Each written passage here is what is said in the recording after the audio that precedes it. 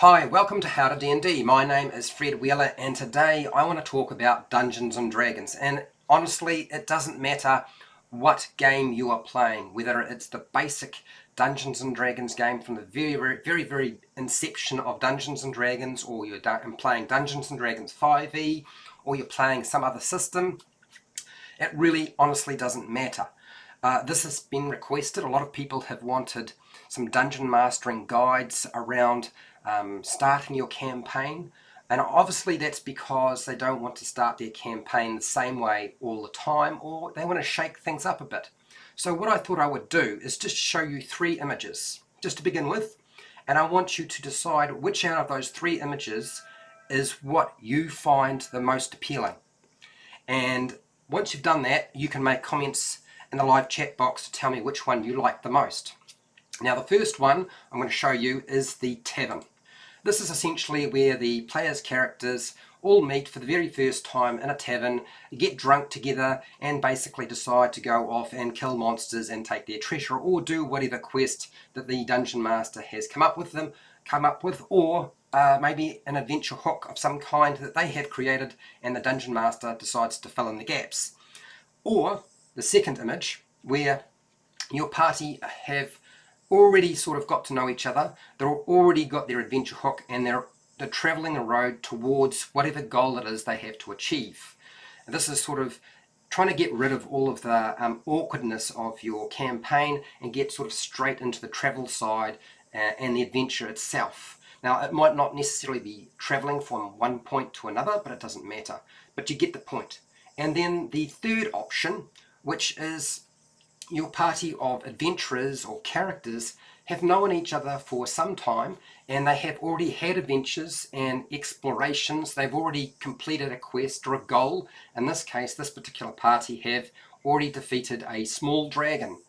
So which one out of those three appeals to you as a dungeon master? Now I am going to tell you what I prefer. I prefer the third one, where the party know each other really well and they have already been doing things together. It makes life a lot easier for me as a dungeon master. I don't have to worry about trying to get my players to sort of buy into whatever I'm going to do next, because hopefully the agreement was that they would actually do that anyway. Okay, so that's where my head is in terms of what I want to present to you. I'm going to give you a whole bunch of different ideas. Now I thought about this really hard. What would I do in terms of sort of talking about campaign lead-ins and adventure hooks and starting your campaign?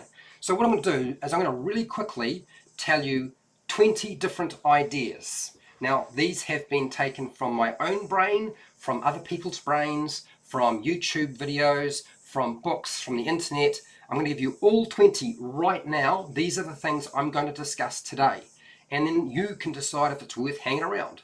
Okay, so the first one is tavern meeting. So meeting in the tavern, which I consider to be, I don't like it. So the tavern meeting, prisoners, so your characters start off as prisoners of some kind. Maybe they start off as slaves, or maybe you start your campaign at an auction for something. It could be anything really.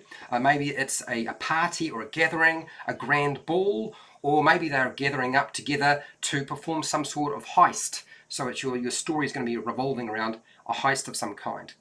Maybe your characters are witnesses to an important event that is going to change the very fabric or nature of the world, or maybe on a smaller scale, or they are witnesses to possibly a murder of some kind that needs to be solved, or something like that.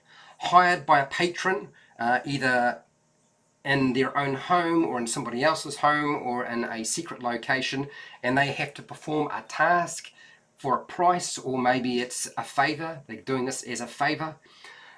Soldiers for a kingdom under threat of some kind. Survivors of a destroyed town who are seeking sort of revenge for the destruction of their family members in the town that they used to be part of.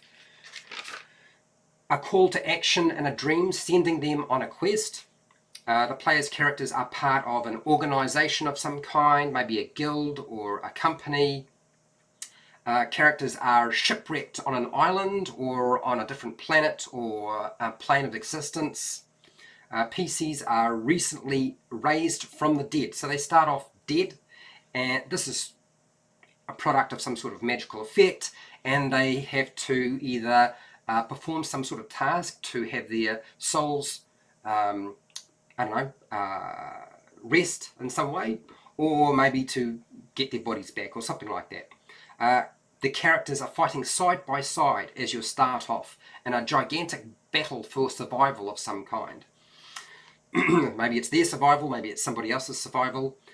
These warriors answer a plea from villagers who have basically been raided by some sort of bandits or monsters or creatures.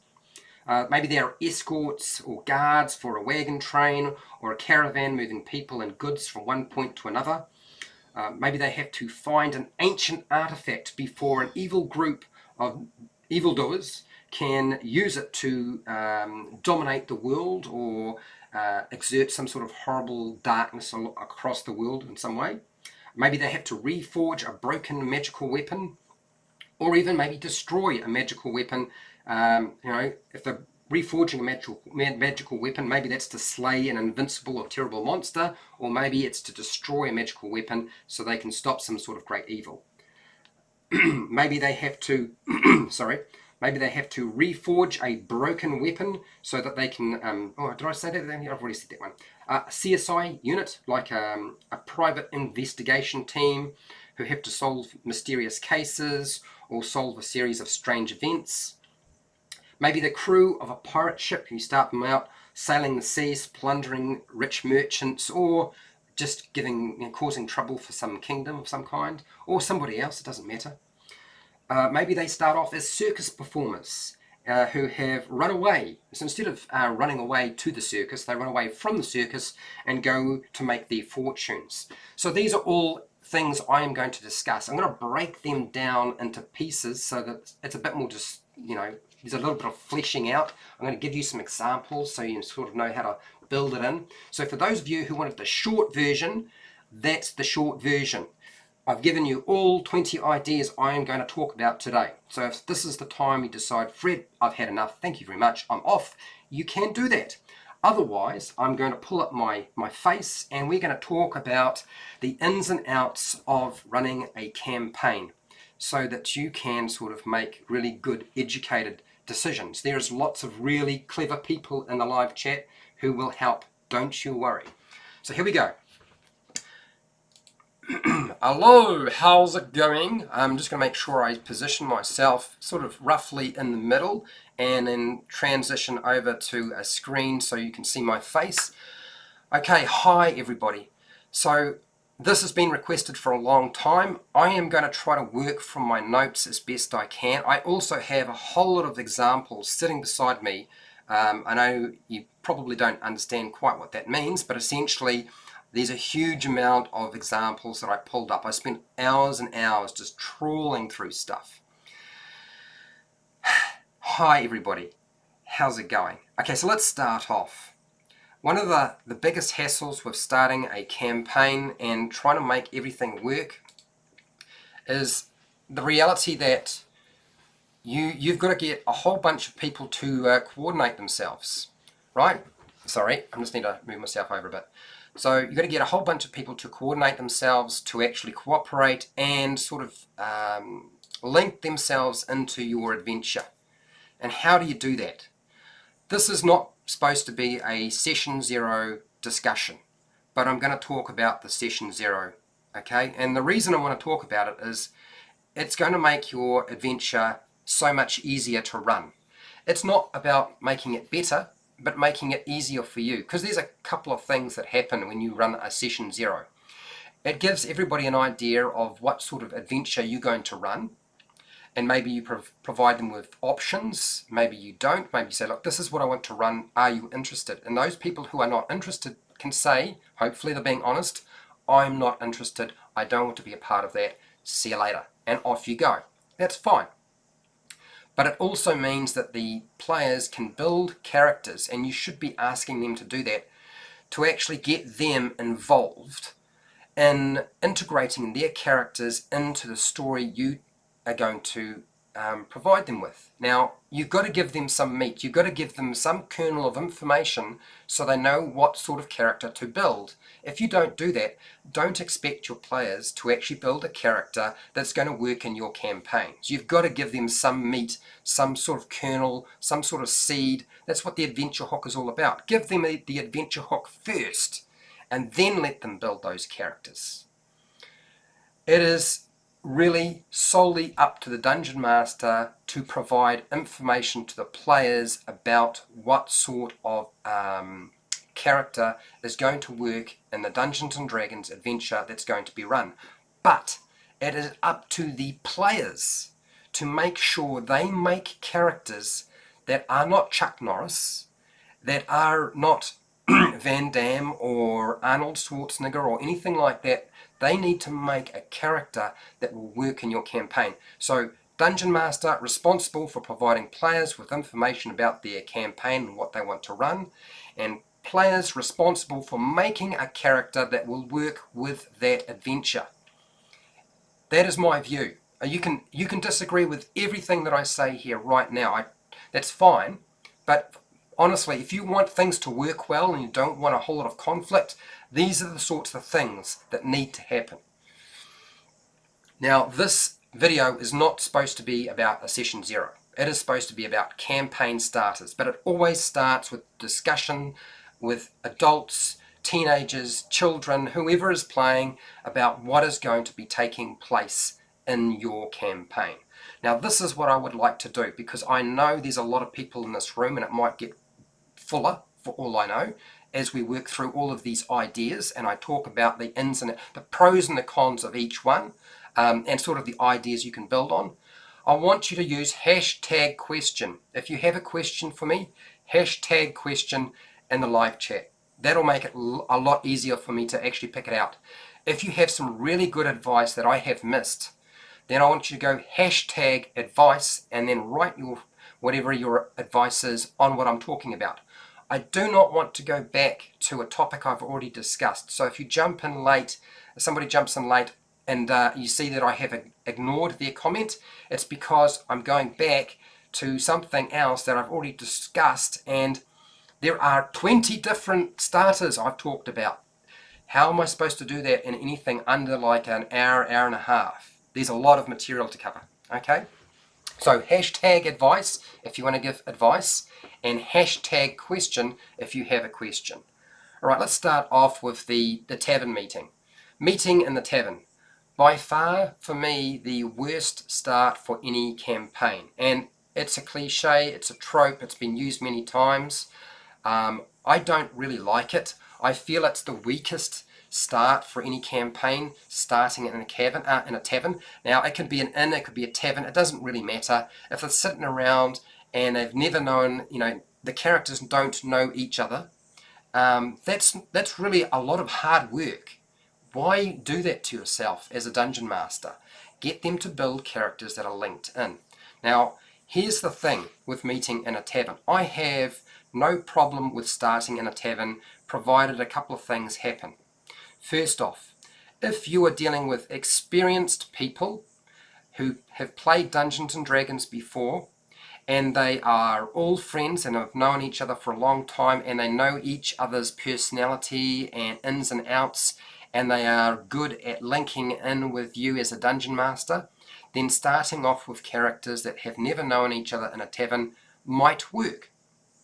But if you start off with people at your table who have never played the game, or they are not friends and don't really know each other, and they have to try to build in that trust and that link with these characters, it's probably not going to work. It is bound to be a disaster. Now, I have no problem with the tavern being used as a meeting point to discuss or lead into any of the other adventure hooks I have discussed. If it's all it's going to be done, all you're going to do is use it as a meeting point and nothing else, but that is not the focus, okay, then it's probably going to be fine. What I think works best for me is turning the tavern, if you're going to use a tavern, into part of the adventure hook itself, where it is the location where something happens, where the player's characters have to do something. Burn that tavern down. A fire starts. A fight breaks out behind closed doors in the back of the tavern. A fire starts, which means now the player's characters, now they should all know each other. I would prefer if they did. They have to now work together to try and put out the fire, try and save people from the fire, maybe engage in a battle with the people who started the fire. These are all conflicts. These are all adventure juice and meat. So that can work really well. What about blowing it up? I say blow up the tavern. Okay, boom, it's gone. Okay, they didn't even get into the tavern. It's going to be a hard night for them. No drinking, no mead, no ale, no wine, nothing. Okay, so that could be your lead-in, and some adventures have used that. I remember only one part of, I think it was it Lethal Weapon 3, the movie Lethal Weapon 3, where they start off with the entire building exploding. And I think that is a fantastic way to bring in the tavern. Okay, have you ever thought of a story, a piece of fiction, a movie that you liked that started in a tavern? I can't think of one. That's it. I can't think of a single one, which is why I really despise it. Okay, so here is the next thing. That's number one. And I want to talk about prisoners. Now, there's problems about starting off your players' characters as prisoners. And the problem is that it is what is used in just about every single video game under the sun. Can you think of, okay, somebody's just pointed out that Desperado started off in a tavern. And certainly, yes, it did. It did start in a tavern. But that was for a single character, and let's get real. They blew that thing up. There's shotgun shells going all over the place. Essentially, it's the burn down the tavern or blow it up. That's essentially what was going on. It was just a complete mess. Okay, so Brandon's got some advice here. Thank you for doing the hashtag. I am paying attention. Brandon, what do you got here? Advice: have the party start out in a party home instead. It shows that it's a familiar location, good, and creates a singular identity. Have an NPC send their quest in a parcel to them and allow them to RP through that. Yep, I suppose you could do that. I'm not going to say it's bad advice. I would say it's still going to be dependent on having a group of people at your table who are familiar with Dungeons and Dragons and probably friends. With people who are strangers, players who are strangers, it's going to be much harder. But certainly reasonable advice if you're dealing with experienced people who are friends and already know each other as players. Okay? Like the Heroes HQ. Fair enough. Okay, so let's go on to prisoners. Prisoners in every single video game under the sun. It is included in Out of the Abyss. I played the first part of Out of the Abyss. What do you notice about playing Out of the Abyss? For those of you who don't know, you are being held prisoner, which means there is security. There are doors to get past, there are guards, there are security measures, and it's all designed to make sure you cannot escape. It is actually a very difficult location to get away from. In fact, that adventure has built into it, if the player's characters can't figure out how to escape, which is incredibly hard to do, the dungeon master then has to come in and create this event that will allow them to escape. If the players can't do it, you've got to make something up. Create an opportunity. And the opportunity needs to be good enough that they're guaranteed of escape. Because what happens if you start your players' characters off and they are prisoners and they fail to escape? They tried to escape, they tried to pick the lock, they tried to knock out the guards, they couldn't get past all the security, and they get captured again. or they get killed. If they get killed, like, are you going to bring another character in? Are you going to just have them knocked out and unconscious? Now, you've already been tried to escape as prisoners, you've failed, and now the second time you try to escape, what happens? They increase security, more guards, more security measures. They make sure your manacles and the chains around your legs are heavier and harder to break and destroy. You don't have access to magic items, weapons and armor that you would normally have. You've got nothing to work with. It's actually a really, really horrible situation to be in. If you're going to start with prisoners, your group is prisoners, they've already escaped.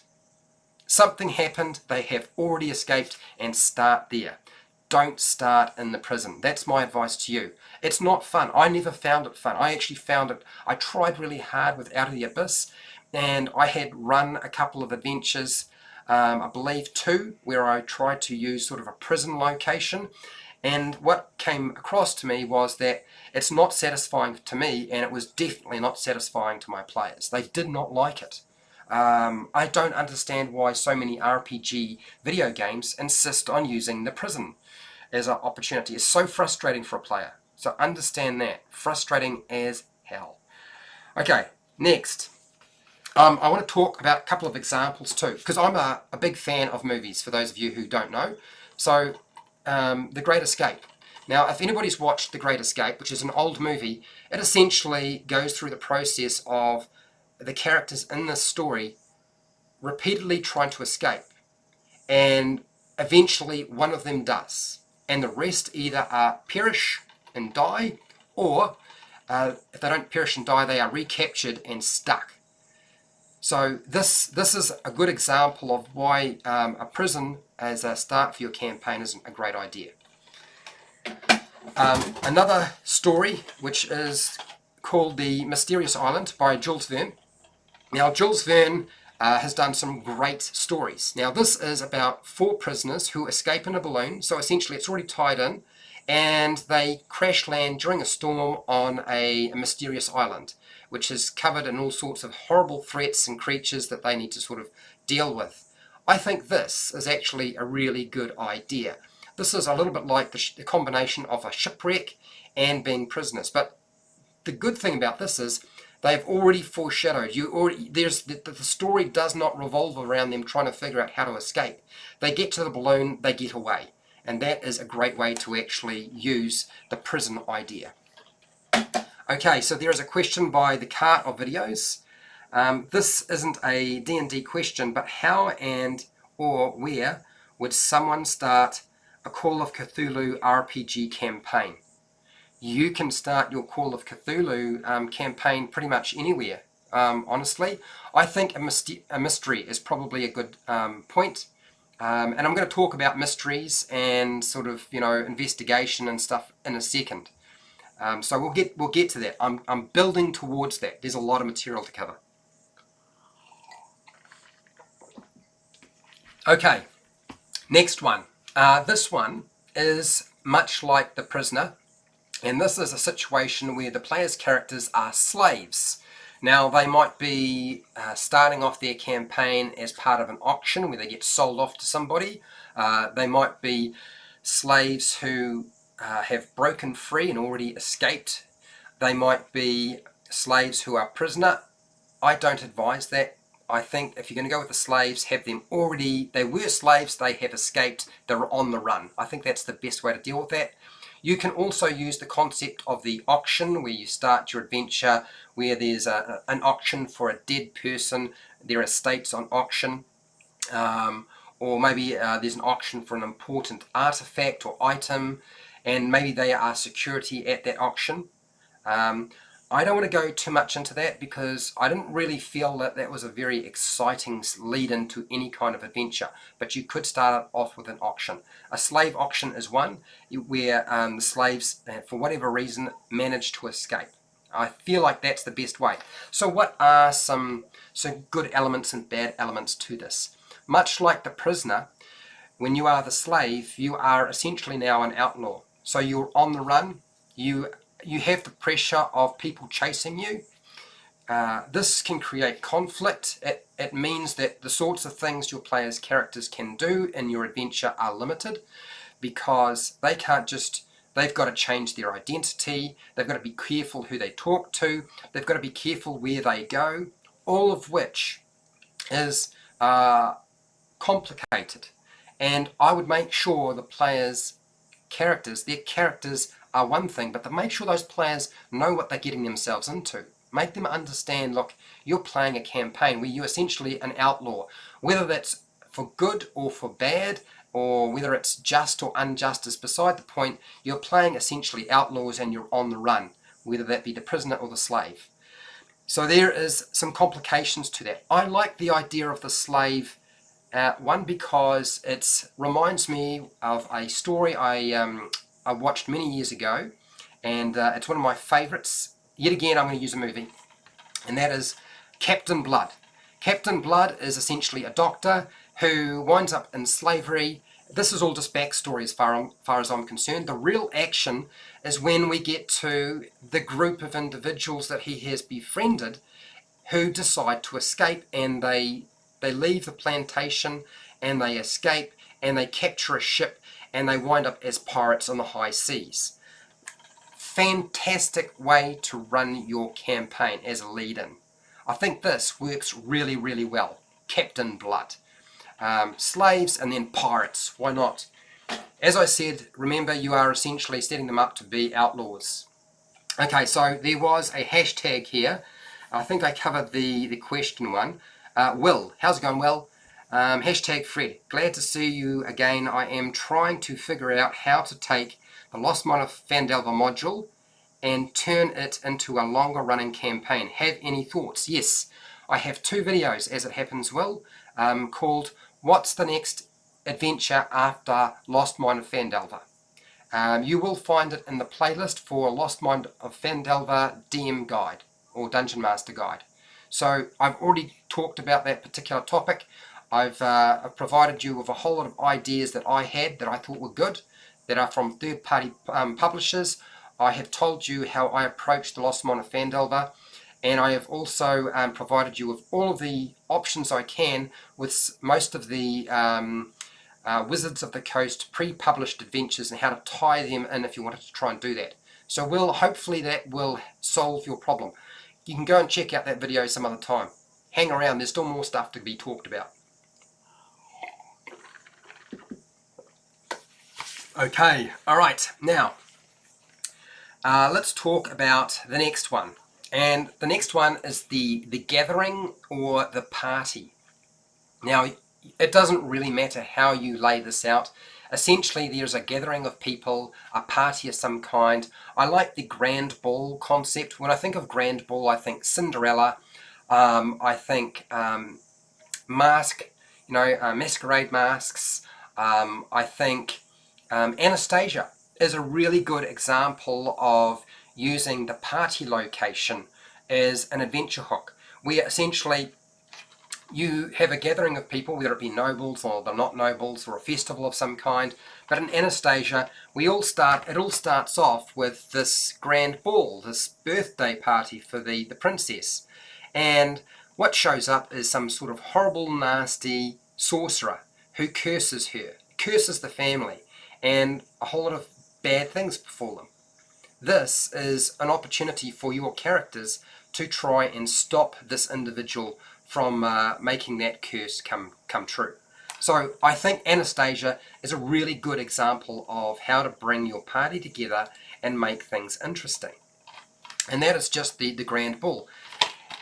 And it's a huge opportunity to utilize roleplay. Rather than start your campaign off with a battle or a meeting, there's going to be a vast number of NPCs for them to communicate with, but the main focus is something's going to happen at the gathering, the festival, or the grand ball that is going to push everything forward. So that is the grand ball. Another one that has been sort of pickling through my mind for some time, and I was trying really hard to find things that would relate to stuff you guys are familiar with. what I thought was really interesting. Now, for those of you who've just started to jump in and are wondering why I'm not commenting, if you don't put hashtag advice or hashtag question, I probably won't respond. If you put hashtag Fred, then I'll check it out, okay? Otherwise, I'm just going to keep going. Let's talk about the heist. Now, where you start your heist doesn't matter. But there are many, many stories and adventures you can have with a heist. And we've got Waterdeep Dragon Heist as a good example of that, where the whole campaign revolves around a heist. Whether the players are involved in the heist or they're trying to foil somebody else's heist is beside the point. It's all still going to work quite nicely. I think this still sets you up with your players' characters being villains, possibly. Not, and if they are trying to stop the heist, they probably won't be the villains. But there's a chance that they are going to wind up being outlaws. Make sure your players know that their characters are going to have a whole lot of hassles. They need to be stealthy, they need to be careful, they need to use disguise, they need to make sure they use spells that will help them. All of that sort of stuff. Okay? Now, what are some really good examples of a heist story? Well, a heist story, as it happens, we have a whole string of them. And I know some of you are going to gag and start saying, Fred, are you serious?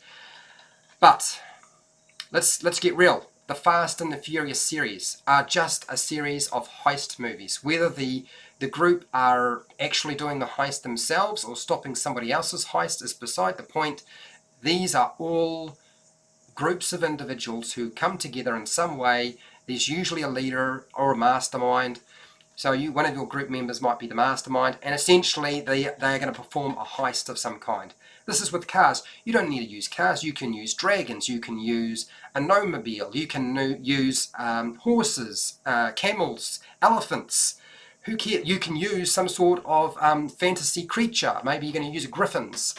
Anything like that. So it doesn't need to be cars. Just because I pulled out Fast and the Furious is beside the point. Another good example for those of you who don't like Fast and the Furious, which came out a few years back, it was redone from the original, and that is The Italian Job. I know this is another car sort of movie or story where you think, well, Fred, are you only going to talk about The Italian Job and the Fast and the Furious? Well, no, but these are really good examples of heist, where everybody has to work together, come up with a really good plan to be successful. Now, maybe the heist is going to be a short campaign, or maybe it's only the beginning of the campaign. This is going to just feed you in. We are talking about campaign starters, where they get together for a particular purpose. Why not a heist? For those of you who have watched a few of their movies, Ocean's 11. Now, I've got the older version rather than newer version, but Ocean's 11 is essentially a group of gamblers, fraudists, outlaws, thugs, basically people who are thieves and criminals who get together and steal from somebody's casino. So that is an opportunity as a campaign starter to build in your campaign. What happens after they are either they fail the heist or they succeed at the heist is another story. But this will lead you into something more. So I feel like the heist is a really good lead-in. Yet again, you've got to be careful because you are setting your players up. Their characters are going to be essentially outlaws unless they are stopping the heist. If they are actually involved in performing the heist, it makes it a little bit more complicated. Okay, hang on, I need a drink of water. Okay, James, I am working my way through campaign starters. Remember, you need to use hashtag advice or hashtag question if you want me to respond in the live chat. There's way too many people in here for me to be able to respond and give this kind of information. Okay, let's keep going. Next on my list here is witnessing an important event or a major event of some kind, or possibly some sort of murder has taken place. So they have witnessed an event which will drive the story forward. That is your adventure hook. That is your campaign starter. And I'm going to start off with two stories that I think are a good example of that. Now, there's all sorts of things you can use. I've decided to pick a disaster movie. Now, the reason I've picked a disaster movie is the consequences of that particular story are huge. So, deep impact. A meteorite is going to strike the planet or the world and destroy it, but it's going to be followed. You know, the thing that leads up to it is a change of weather, or a change of seasons, or you start noticing things falling from the sky. Meteorites are, you know, striking towns and wiping them out. And this leads to people looking up into the skies and finding out there's something terrible coming towards them. So this is a good example of a lead into something more important, and the idea is to save the planet and the world. So deep impact, Armageddon, another good example where an important event might be taking place. Maybe a volcano starts to belch smoke, which could potentially wipe out the city or community where the player's characters live. So this is an important event. Or maybe they are witness to a horrible, grotesque murder, which they stay hidden for, and they may or may not know who actually conducted it. It doesn't matter. If we want to go sort of more fantasy, and any of these ideas can be used as fantasy, you don't have to think of them as just being modern day adventure hooks. A really sort of an old movie came out many years ago, done by Disney, which was Dragon Slayer. Now Dragon Slayer, essentially this starts off with the important event being a lottery for the young women who have to go into this lottery, and they are selected, and then whoever winds up being selected from the lottery is eaten by a dragon. And if they don't do this, the dragon will burn them down, burn the village down, and kill everybody. So this is the major event that you start with. The idea is that they see that this is taking place in the town, and to stop it, they are going to have to face off or find some way of defeating the dragon. Now the dragon is an incredibly difficult situation. Maybe they have to find a sorcerer or a great warrior. Maybe they have to go and find a weapon. Maybe they have to forge a weapon. This is what takes place in this story. They go looking for a wizard, a mighty wizard, to help them battle the dragon. A weapon is forged. Many ideas are floating around with this particular movie, so I highly recommend checking it out. And as I said, the major event that starts the whole thing off is a maiden being eaten by a dragon, burnt alive and eaten by a dragon. So, and maybe they are part of seeing that. Now, what is the problem with doing something like this? The issue with presenting them with such a huge threat that they have to stop is they might be foolish and try and tackle a dragon and just wade in there and fight it, rather than using their brain and realizing they actually have to build up to it. And so you could wind up with your level 1 group, if you start them at level 1, trying to go straight into the dragon lair and getting chopped. And that's the end of your campaign. So I would suggest to you as a dungeon master, make it clear that fighting the dragon straight off is not a good idea, and that it's probably a smart idea to go and get help, or get better resources, or train up, or seek something that will help change the balance of power. So there's your big problem with using something like the dragon and the dragon lair. Okay, I need another drink of water. As I said, make sure you use hashtag question, hashtag advice. Otherwise, I'm going to just keep pushing on through here. Okay, so the next adventure hook or campaign starter is the player's characters are hired by a patron or a person, an individual, an organisation, it doesn't matter. Maybe it's in their home or some other location for a price or a favour. Now this is quite commonly used in Dungeons and Dragons. It is, I feel like if you are paying the characters to do something, that the strength of the story might not be quite as strong as if it was because they're doing it, it's a favour to a friend. I think is a much stronger lead-in than I'm going to pay you money or gold to perform this task. Because what's to stop a sneaky group saying, okay, can we be paid up front, or take the money, we won't do the adventure and we'll go and do something else. Now I can think of a few groups who would do that. I have had players at my table who've done that, and have certainly tried. So make sure that if payments is involved, any kind of money, not all of it is up front. And make sure if they don't do the task that there are consequences, and that that particular individual will chase them down and make their life miserable. Otherwise it's going to be problematic. So here's an example, a movie example for those of you who might be interested. It was not a particularly popular movie. It's called the League of Extraordinary Gentlemen. And essentially this is a collection of individuals who are famous. They are brought together by a character by the name of M, who turns out to be the villain, Moriarty, as it happens. Now, for those of you who don't know, there's lots of spoilers coming through here, okay? These characters come together, they have special abilities, and they are trying to stop a villain. And the funny thing is, the villain they're trying to stop just happens to be the villain who's hired them. So that's quite confusing, I know, but patrons work well. As long as you understand that if you just make everything about money, then the players don't have any investment unless they get paid. And I often feel like it's better to make sure you tie it into something that does not involve just monetary payment. Okay, so that is the patron and getting hired. Let's deal with the next one. What about warriors or soldiers or some sort of elite guard for a kingdom under threat? And my favourite example of this has definitely got to be the Three Musketeers.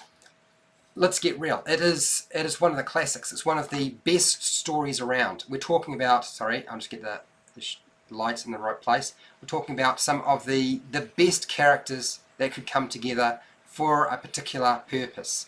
And what are they trying to do? They are trying to save the Queen. It might not be the King. It might be the Queen's honour. It might be the King. It might be a nobleman. It might be the whole kingdom is under threat, and they need to band together and work as one. One for all and all for one. Work together. They're not really necessarily, I mean, they get paid, but they don't really get paid a lot. They're doing it because it's their patriotic duty to do so. So I think that is a great way to lead in. And I can't think of too many players who wouldn't like the idea of playing an adventure where they are considered a lot like the Three Musketeers. So a great lead in. Works really, really well. Just give me a second. I just need to close my window. It is starting to rain, and therefore I will have to push things closed, otherwise it's not going to work.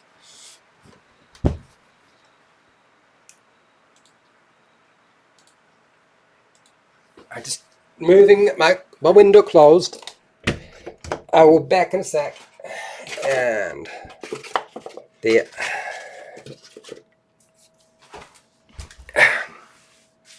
Small intermission is just about over. Just making sure I am back in the right place so that I can actually continue this.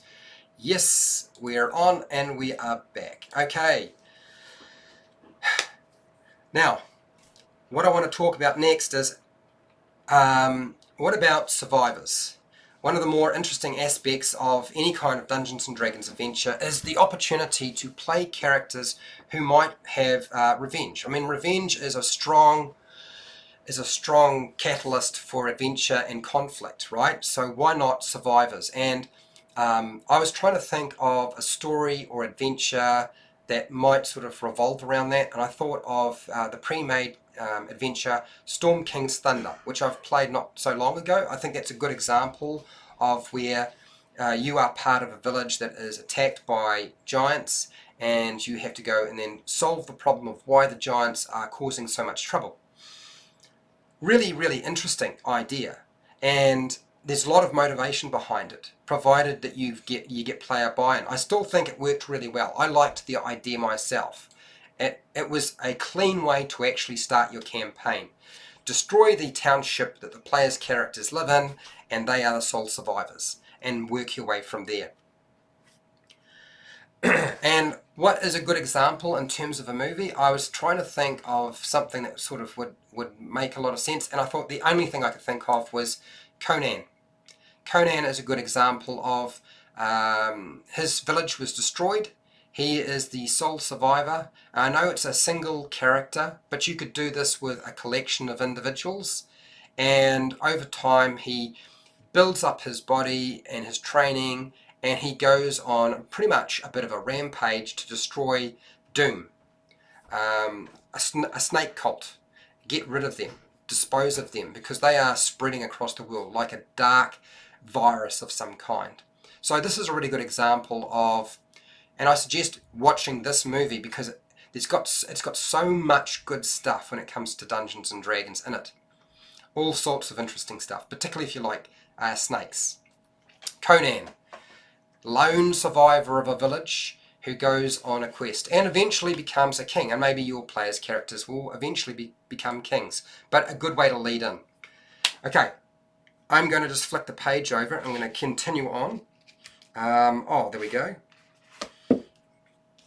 I wanted to just mention again quickly that you need to use hashtag question, hashtag advice if you want me to respond to you in chat, okay?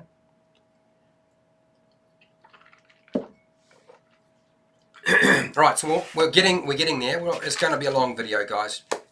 Okay, so next idea.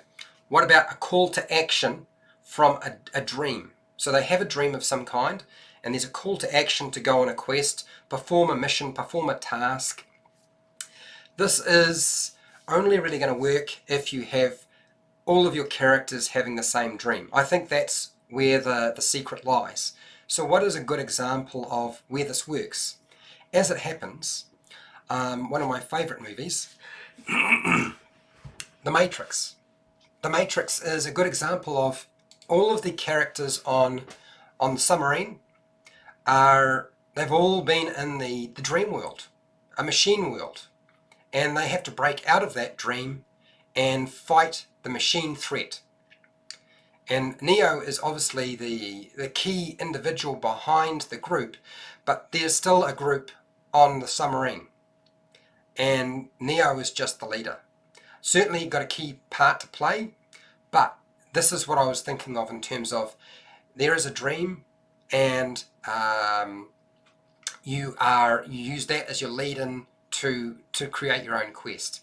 And it could be anything at all. You could start them off as they are stuck in the dream world, and maybe they need to do a few things in the dream world to escape the dream world to get themselves back into the real world. Or maybe they simply have a dream while they're sleeping, which leads them on their quest. Make sure when you do any of these sorts of ideas or present any of these ideas that you get player buy-in, that players like the ideas of the campaign starter you're using. Otherwise, it's absolutely useless to you, right?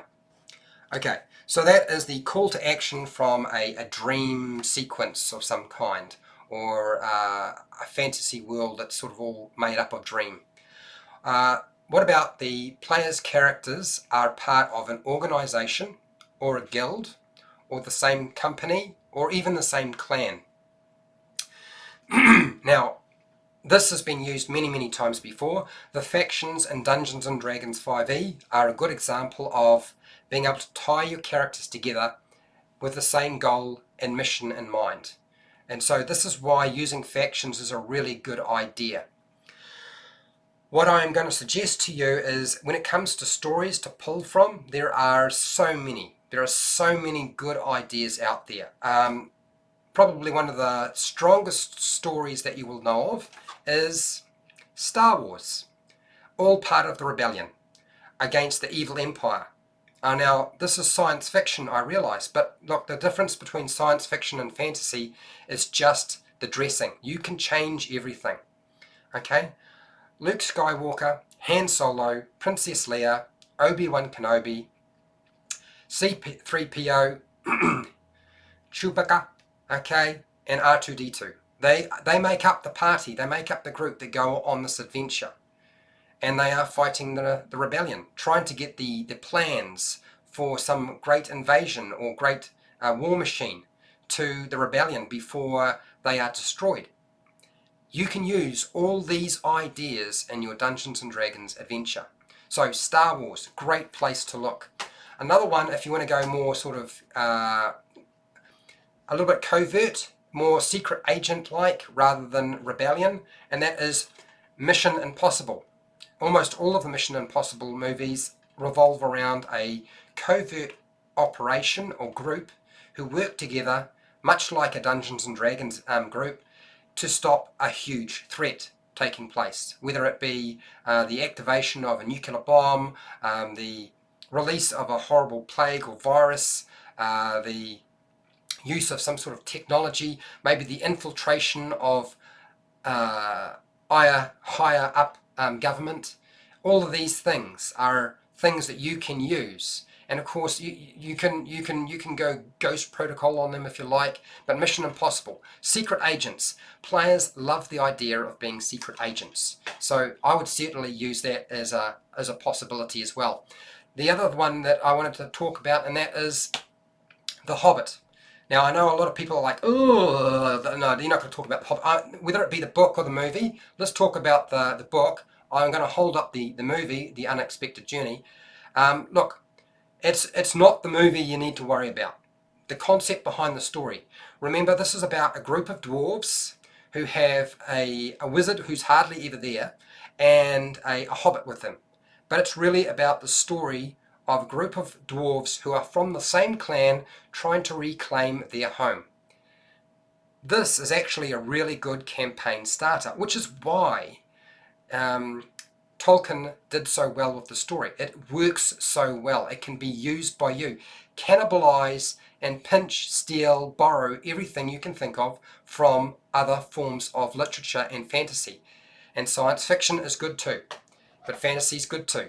I think those are all really good strong lead-ins, because remember, all of the players' characters have some sort of link. They're all part of the same collection and group working together. And the only time it's going to fall apart is when you start to allow players to be a poisoned pill, or some sort of spanner in the works, or a double agent. Then you're going to run into problems. I would be very careful unless you're dealing with an experienced group who don't mind that sort of repercussion. I'm always a little bit reluctant to allow players to do that at my table, where they want to be part of an organisation that has a huge amount of trust built around them, and what they do is do something to undermine it in the background, which will flow on and they'll find out about later on. It's not really a good way to run an adventure unless you're dealing with people who are really good friends and who are mature enough to be able to deal with the spanner in the works when you're dealing with a group which are supposed to be so tightly connected. Okay, so just bear that in mind when you're trying to use that particular idea. I just need a drink of water.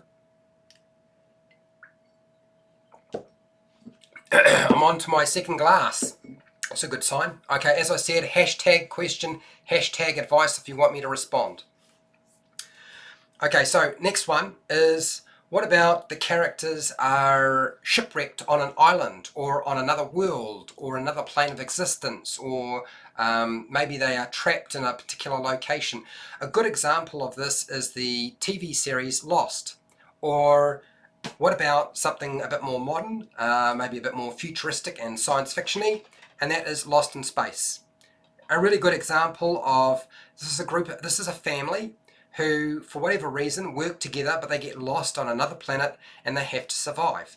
That's what the story is really all about. And whether you use time jumps, or they have to repair the ship, or they have to build a new ship, or they have to find another way off, these are all things that set up for quite a long campaign if you want to, or quite a short campaign.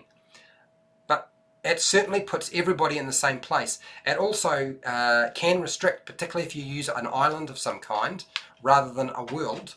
It means that they can't go too far. They can't leave the group. They can't sort of go off on their own and do stuff that would draw them away, which is why by isolating them in one location like this, shipwrecking is always a good way to work it. Now they have to work together to resolve their issues, which is find food, water, shelter, and find a way off the island, and survive the threats and the beasts and the monsters and creatures that reside and live in this location. Or maybe there is a major villain they need to contend with. all really, really interesting ways of tying in your players' characters. Okay, what about, let's get really funky now. For those of you who heard me say the first one, I think it's number 12 in my idea list. This is, what about the PCs are recently raised dead? So they have died, that for whatever reason they have died, and they have been raised from the dead, from a cemetery or from a battlefield with some sort of magic, with a call to action. Now, this is a little bit out of the ordinary, because what happens when you start using characters who have already died and they come back to life? Well, as it happens, there are plenty of things you can do with that, and I have a couple of ideas for you, which I'm going to throw out there. It breaks all of the boundaries in terms of death, right? Because death is supposedly supposed to be the worst thing that can happen to your character, but you've already gone through that process. So when you come back, you know, are you coming back as a ghost, as a zombie? Are you coming back as a construct of some kind? Are the characters coming back as a werewolf, or maybe a vampire? Maybe a vampire is...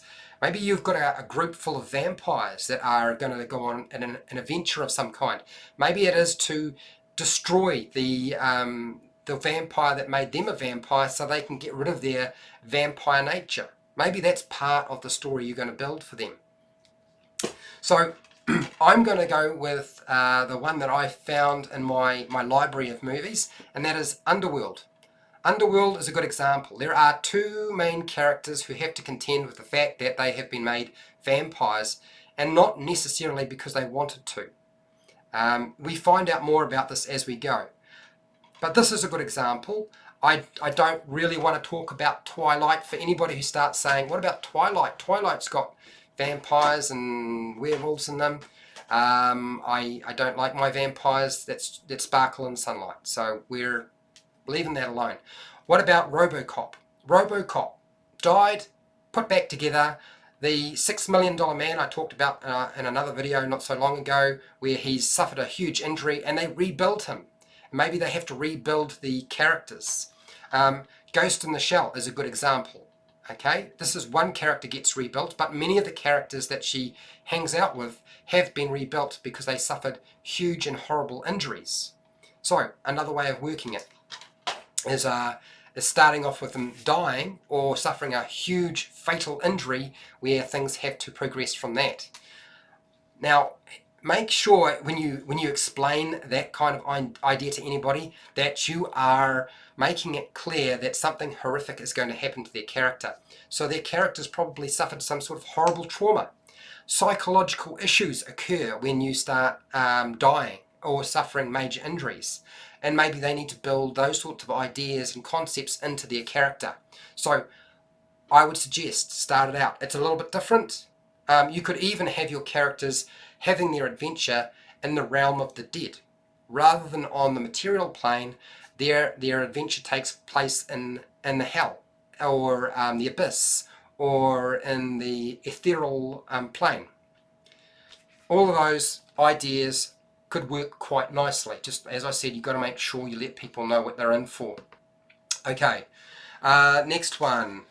What about, let's go with something a bit more punchy. Let's go right into the action. Let's go straight into it. As I said before, hashtag advice, hashtag question if you want me to respond to the live chat. What about they are fighting side by side in a gigantic battle or war, and they have to survive? This is the key. This is how you start it. You start it with a bang. You start it with roll initiative. You're in this massive battle and you're fighting side by side. You've known each other for some time, so obviously the characters need to know each other well because they are fighting as a unit now. And maybe it's a desperate battle. Maybe it's a battle they cannot win. Some good examples of that are, I would say, Battlestar Galactica. Battlestar Galactica is a good example. It's a combination of two. It's like the wagon train, but it starts off with a massive battle that takes place, and it's about survival after the battle. Maybe it's a continuing war. Maybe there's going to be more going on. Maybe it isn't we have a giant battle, and then now you have to run, and you're on the run and trying to escape those people who have beaten you in a war.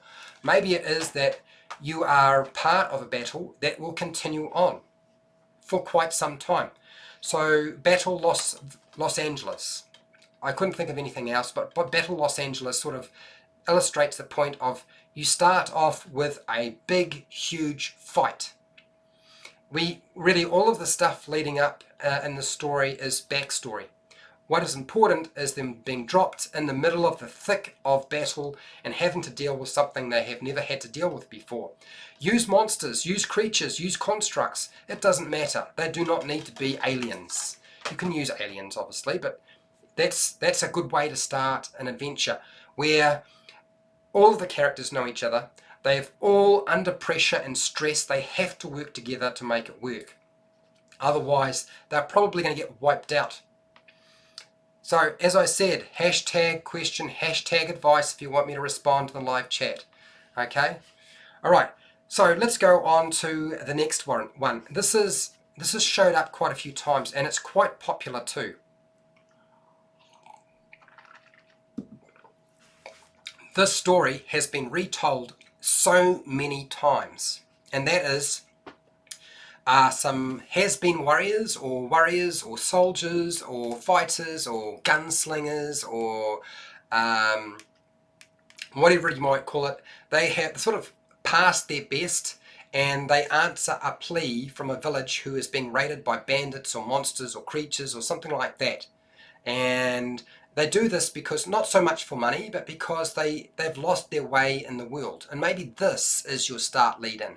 Maybe you're dealing with characters who have been around a while, and some of them may be at the end of their life, maybe they're at the end of their career, or feel like they're at the end of their career, and they band together to do something that they know has probably got impossible odds.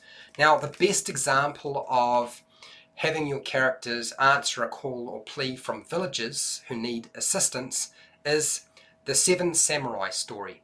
The Seven Samurai is a fantastic movie. I recommend checking it out. It has been remade many, many times. I think Battle Beyond the Stars was a science fiction version of it. There's the Magnificent Seven, which most of you will probably be familiar with, which is a cowboy western one, where you get a bunch of gunslingers who band together to help a village fight off bandits that are raiding and causing them trouble. So this is a good way to lead in.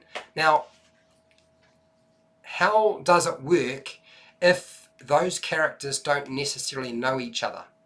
Well, you'll notice with something like the Magnificent Seven, many of the characters actually already know each other. They're not all sort of lone wolves. They're not all lone killers or lone warriors or lone soldiers. Some of them actually do know each other. Some of them don't, but some of them do. And that's the important thing to make sure you build some links in. You can't have everybody be a lone wolf. If a dungeon master does that, you're going to cause a lot of trouble. Don't do that to yourself. Okay? So avoid anything like that whatsoever. I still think one of my favourite movies is The Magnificent Seven, and the Seven Samurai story is awesome, and you could use this so well in a Dungeons and Dragons adventure and just give it that fantasy flavour. Okay? Alright, next one on my list is very common, and that is Lost Mine of Phandelver uses this as it happens. This is a escort for a wagon. So escorting guards for a wagon, train, or a caravan, or supplies of some kind, moving people or goods from one place to another. And that is your adventure hook. It's not a great adventure hook because I feel like the transaction of money rather than favors and friendship aren't as strong, but you can use it.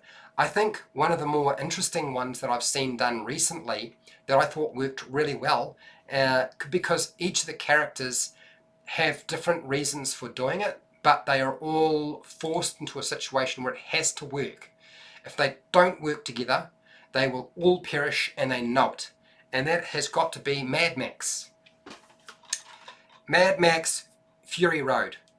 Furiosa and Mad Max get together, and it's basically just a great, huge, long road movie where they ride this truck from one place to another, trying to get away from um, an overlord and get to the green place. And you can do the same thing with your adventure. Mad Max's reason is survival, to escape. And he will cooperate with Furiosa because Furiosa has a group of individuals around her who have the same focus. The brides that are trying to escape, they all have the same reason and rationale for why they are doing this. So you don't have to make your campaign starter or get your players to have exactly the same connection. There can be some variation amongst that as long as people agree to work together on it, which is why the session 0 is so important. So the wagon train.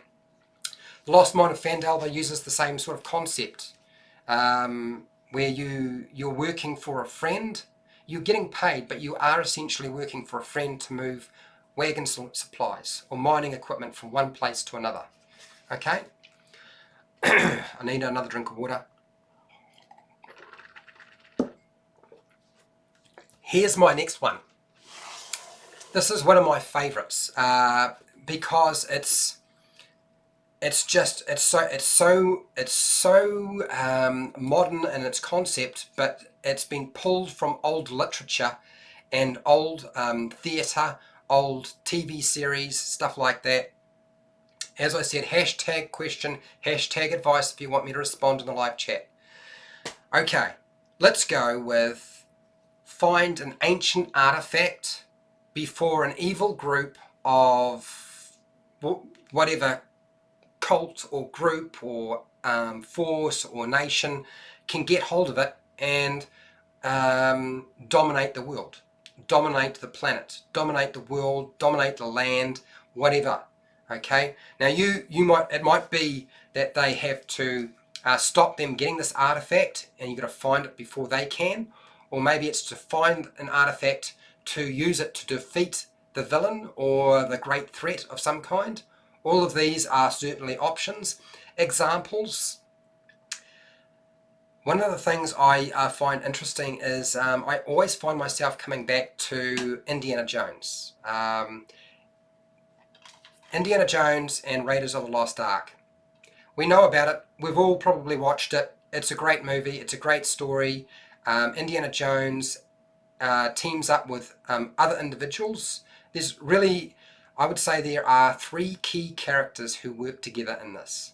Okay, so it's a small group, but it's still a group that works together to achieve an outcome. And they're trying to stop the Nazis from getting hold of the Lost Ark, which has basically the 10 Commandments, the stone tablets in it, and it's supposed to have incredible powers gifted by God. So you can do very much the same thing. It might not be a box of some kind. It might be something smaller. It could be a ring. It could be a piece of jewelry. It could be all sorts of things.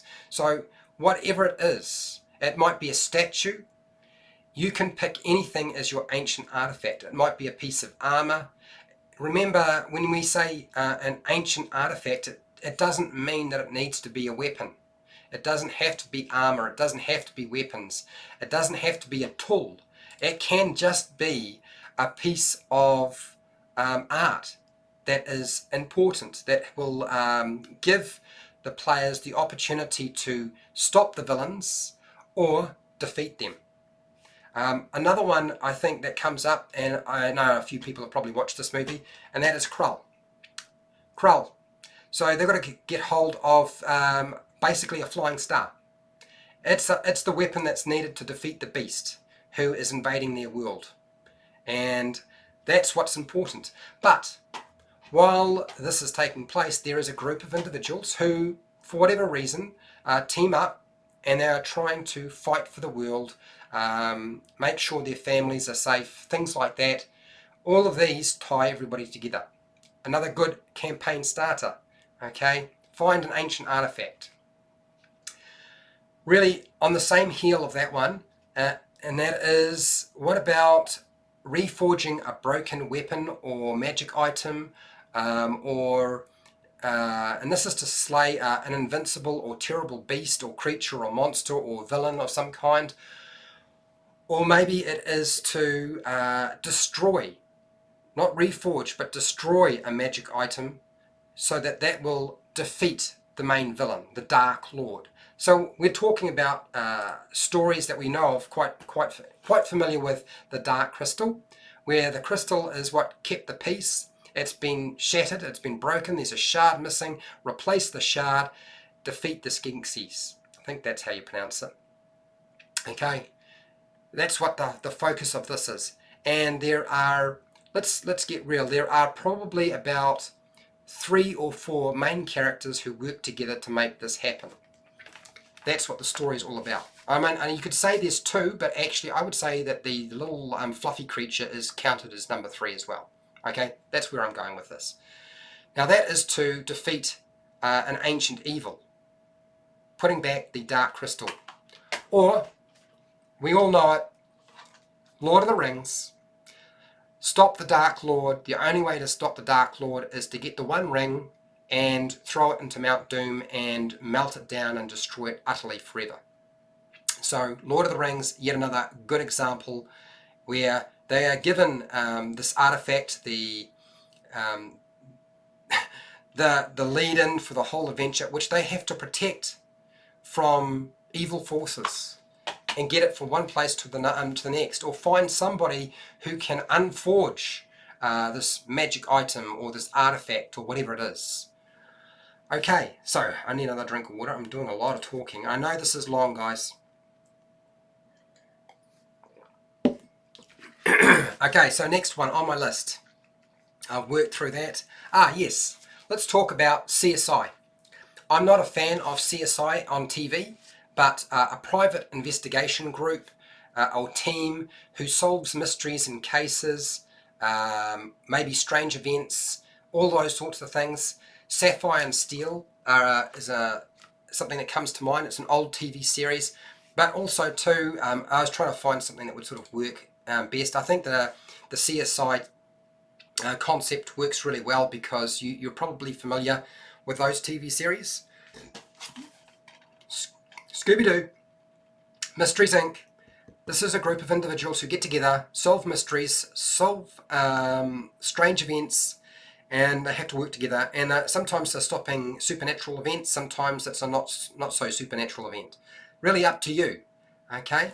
I'm not saying you run your campaign like a Scooby-Doo group. It's not like you put a bunch of bumbling idiots together and they have to find their way. But essentially it's the same sort of concept. They could be private investigators or a private investigator group. It's all tied together. And for those people who really like solving puzzles and mysteries and need surprises, this is the sort of campaign that will appeal to those sorts of players and people. So if that's the sort of people you've got at your table, run them that sort of campaign starter. Sherlock Holmes and Dr. Watson, Sherlock Holmes and Dr. Watson. There's a team. It's a team of 2. Do we include the butler or the maid, the housekeeper? I don't know. It's up to you. So all of those can make really good campaign starters, depending on the flavour that you want to use and the type of players at your table.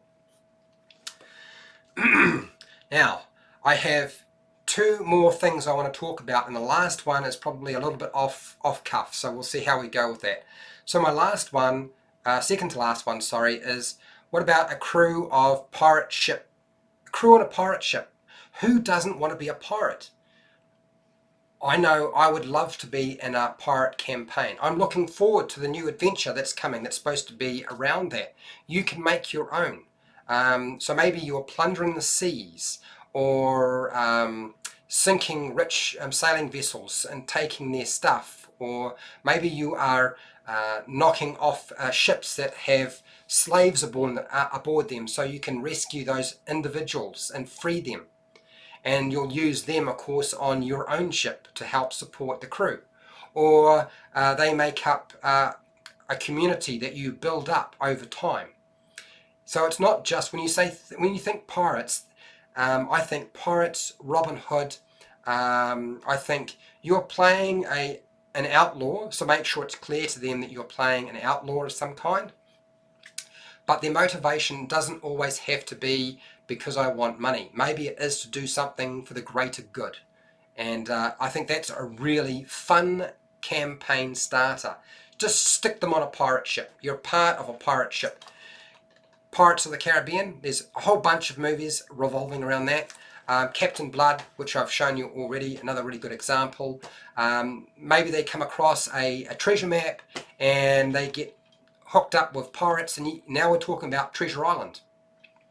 The treasure map is a common lead-in to any kind of adventure, right? So many stories use it. You can use that. It's been played out so many times.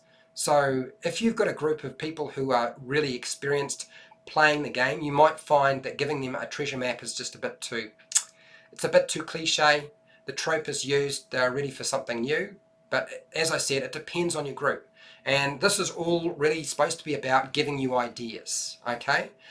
My last pitch to you for today is a real campaign starter that I used. For those of you who are unsure what I'm talking about, I have used this. I called my campaign the Umbra Circus. And it was based off a small adventure called Murder's Mark for Pathfinder. And the players, they were essentially hired to solve a mystery, solve a murder in a circus. That was just a prelude to what was going to follow. They solved the mystery and they joined the circus as animal wranglers. And their goal is not to kill monsters and take their treasure, it's to capture beasts and creatures that can go into the zoo or into the circus and be put on show. So now they have to figure out how to move eggs and creatures in cages, transporting them from one location to the next. I used the Isle of Dread or Island of Dread. It's a very old adventure. It was a lot of fun. It has probably been the most interesting way I have led my characters into a campaign. They were so happy with the idea, and it was not really my idea. They were like, after they had run that first adventure, they said, Fred, we want to be part of the circus. We want to be animal wranglers. And we had a discussion about how this would work. Running away from somewhere else to join the circus has always been the desire of a lot of people around the world, right? But you can also go the other way. Maybe they are circus performers who are running away from the circus to try and find a better life because they find the circus life is too much for them. I couldn't really find anything that sort of would tell that story to sort of demonstrate, but I have been recently watching a couple of movies that did have circuses in them, and I think the one that I've watched recently is the Greatest Showman. Now this is less about killing beasts and capturing beasts or anything like that, but think about something like Jurassic Park, where the goal in Jurassic Park, I think it's Jurassic Park 2, is to capture beasts and creatures, transport them to, I think it's New York, and then set up a zoo-like location, which is already there. Really bad idea. I used the same concept in my adventure, but it's a good lead-in, and it's off the norm to what people are used to playing. So if you want something really, really different, using the circus idea can be a bit more fresh and a bit newer to people who have played the game for many, many years and are used to just about everything under the sun. Okay, so that is, oh, hang on, we've got a hashtag there. Somebody's thrown in a hashtag.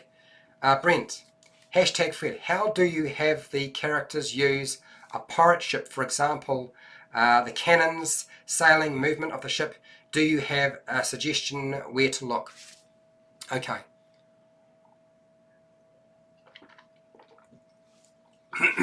I do.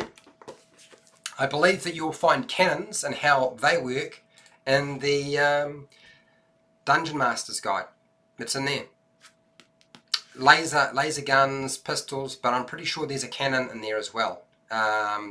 And if you can't find it in there, then use the ballista. You can probably get the stats and how that works off the internet. It's probably freely available. I know many of the adventures, pre-made adventures, have used the ballista. A ballista is not exactly a cannon, but why not? How you work around sailing a ship and so forth, I would just go with narrative. Go narrative rather than get too technical. The idea, remember, you're playing Dungeons and Dragons. The idea is to make the adventure and story fun and exciting, and if you build too many mechanics around it, it's going to just get bogged down. So I would go with narrative. If you want to use cannons, and so you're destroying other ships and so forth, absolutely, you should find that in the Dungeon Master's Guide. And if you can't find it there, I am pretty sure you will find it in a number of adventures. I believe there is some information in Storm King's Thunder. Where else is there? There might also be some in Hoard of the Dragon Queen, because I'm pretty sure there are ballistas on top of the towers for the Skyreach Castle. So you can get that information from there if you need to. Blood and Plunder. Blood and Plunder. Yeah. Nice. Okay, so that is pretty much everything I have for today. I have covered as much as I possibly can. Spelljammer, somebody's just talked about Spelljammer having a lot of information. That's the second version of the game, for those of you who are wondering. I'm gonna cut it short here. I'm going to say this is enough. I've been talking for ages, my voice is about to go, and I'm ready to sort of go and have some food. So look, if you found this useful, educational, helpful in some way, please share it and like the video. If you like this sort of thing, I usually don't do some sort of Dungeon Master guide each week, and so subscribe, hit the bell button to be notified when I go live and when I publish new videos. If you want to support my channel, you supported me by watching this very long video. I suggest you break it up into chunks and watch it in pieces, okay? I don't do Patreon, but I do have hundreds of videos that you can go and check out if you feel like looking at other content that I've made. There is many videos on Dungeon Master Q&As, how to run Lost Mine of Elva, how to run the Death House, how to run Curse of Strahd. I think there's a little bit of stuff around that, adventure hooks and so forth, if that's the sort of thing you're really interested in.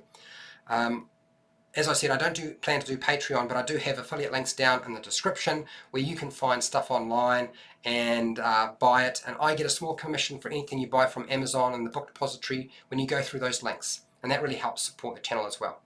And this is your opportunity to ask questions, give feedback. I will probably go through the live chat box very quickly and try to respond to anything that I think might be useful before I disappear. And otherwise, if you're not part of the live chat, that's what the comment section is all about. And if you missed the live chat, I'm sorry.